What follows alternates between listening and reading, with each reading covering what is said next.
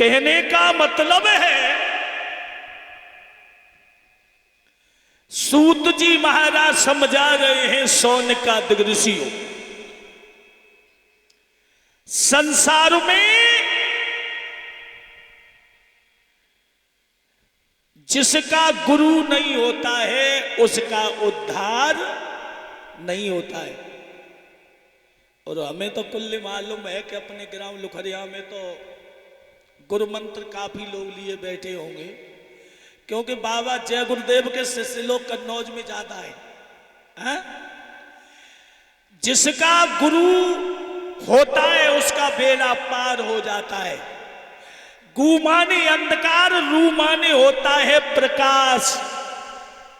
अंधकार से जो प्रकाश की ओर ले जाए वही सच्चा गुरु होता है। भक्तों,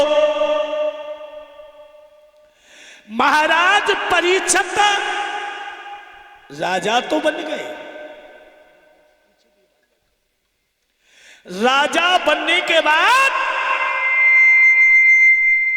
शासन को चलाने लगे।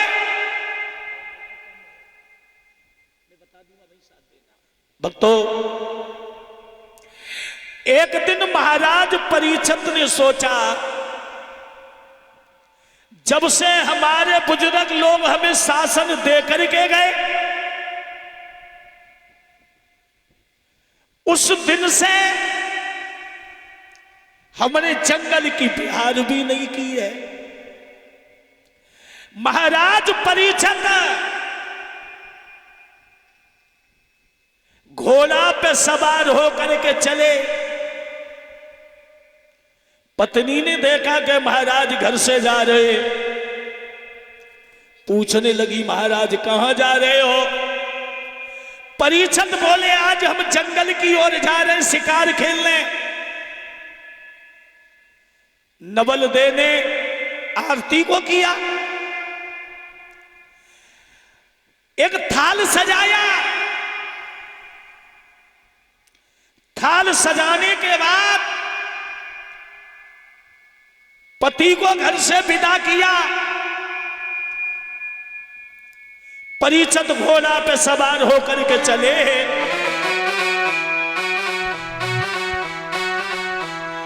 अरे राजा घोड़ा की सवारी, अरे जी बढ़ के चलो यगारी।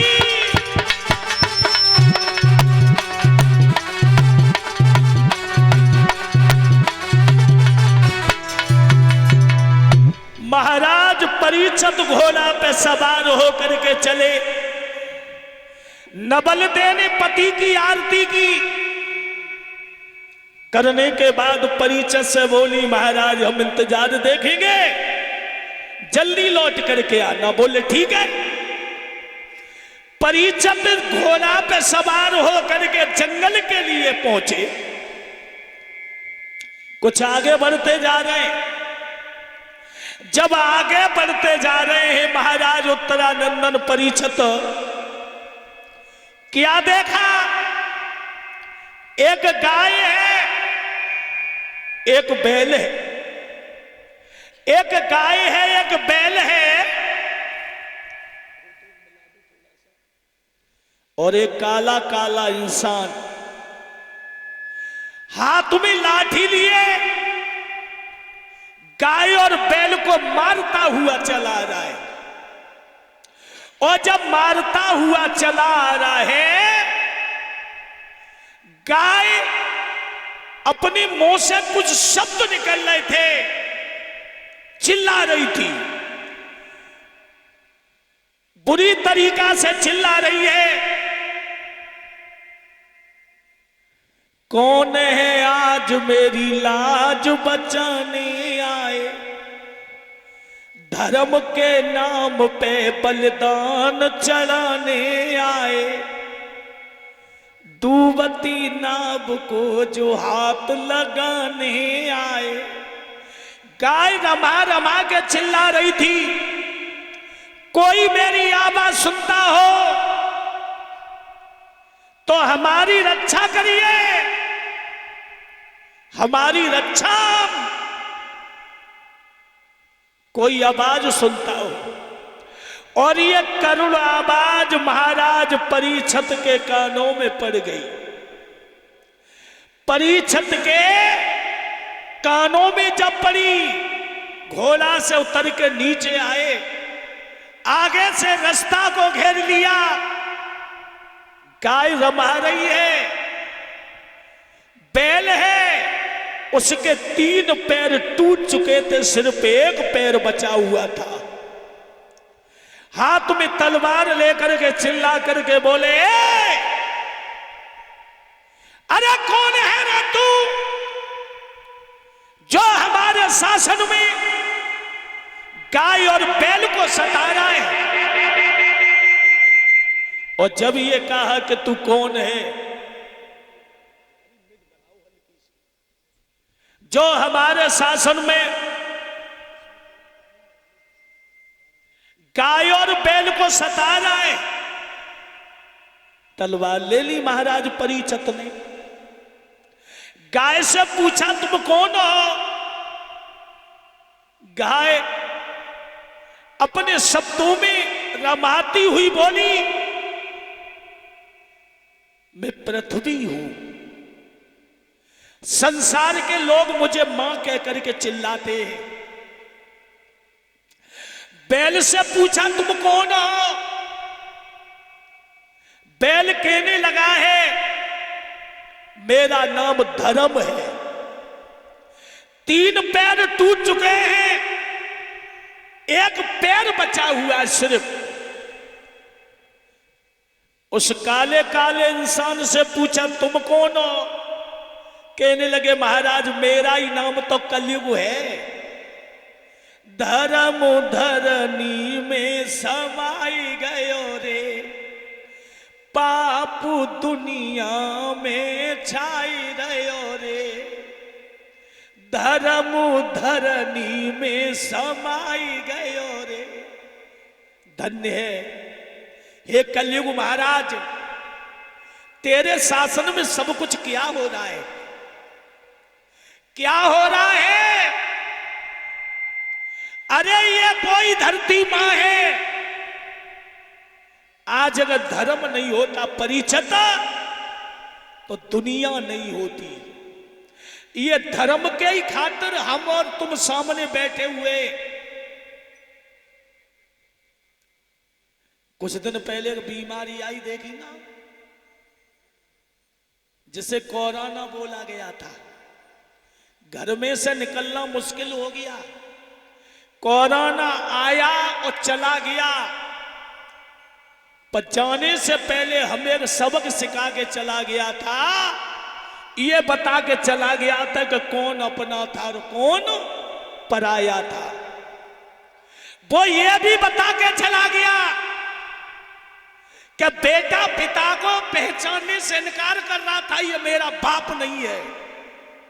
पत्नी पति को पहचानने से इनकार कर रही थी कि ये मेरा पति नहीं है।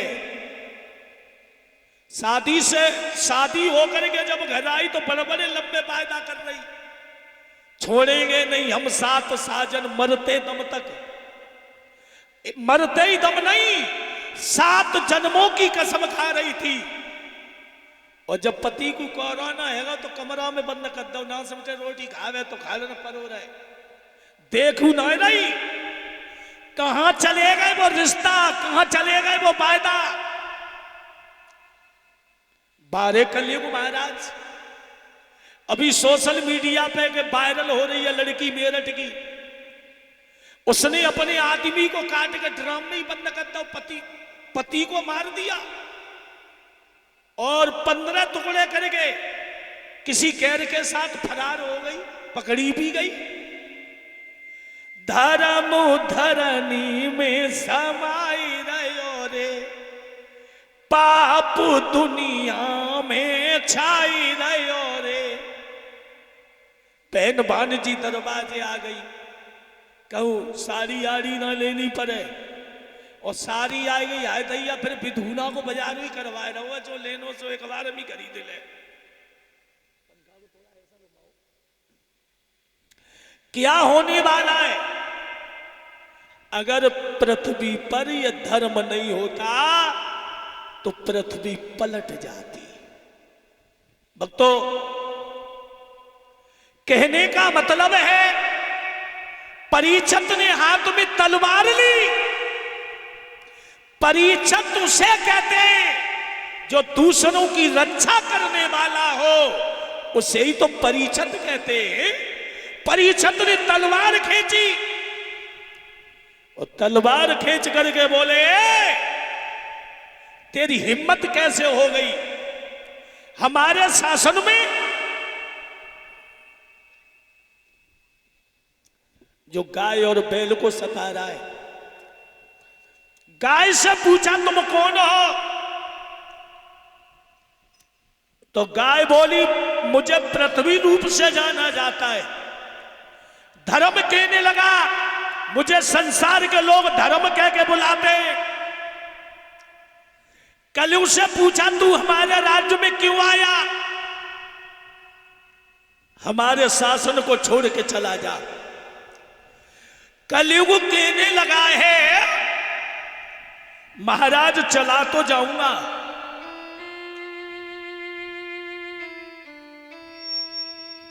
हमें कोई ऐसी जगह बता दो जहां जाकर के मेरा गुजारा हो जाए। परीक्षित ने कह दिया, जिस घर में जुआबाजी होती हो तुम वहीं चले जाओ। तुम जो है वहां चले जाओ जहां जुआबाजी होती हो।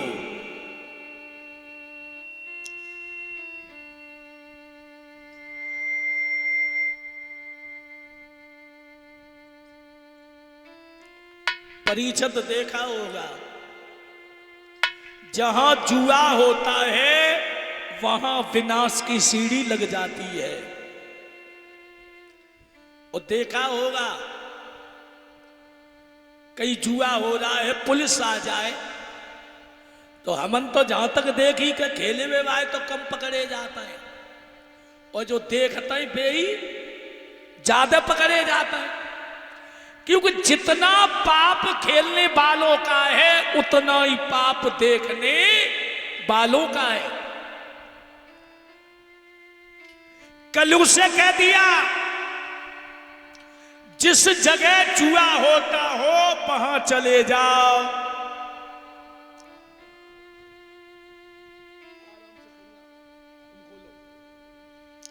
कलयुग बोला, महाराज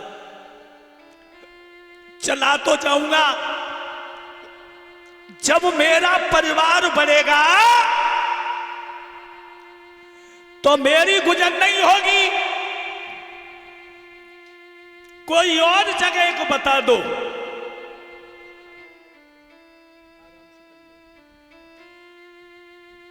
परीक्षित बोले, जहां वैश्यागमन होता हो वहां चले जाओ। कलयुग बोला है, महाराज मेरा परिवार बढ़ेगा तो वहां भी गुजर नहीं होगी। लाली गुड़िया पैर समेट के बैठो। फिर कहा है, जाओ हम तुम्हें एक जगह और देते, जहां मदिरा पान होता हो वहां चले जाओ। कलयुग बोला, प्रभु जब मेरा परिवार बढ़ेगा तो मेरी गुजर नहीं होगी, कोई और एक जगह और बता दो।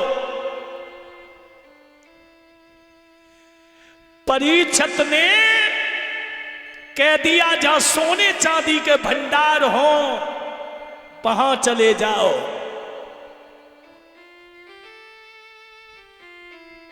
भक्तों,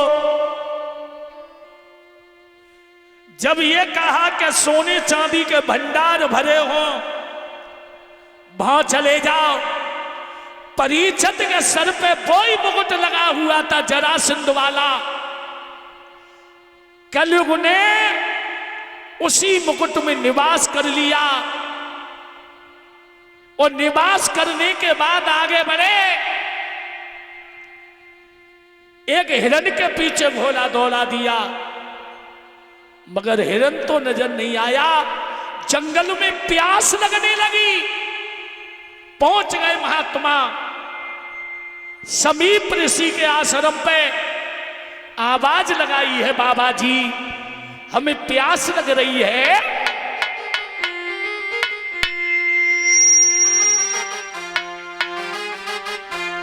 अरे बाबा हमें पिलाए दे पानी। महात्मा सरंगी ऋषि के आश्रम पे आवाज लगाई,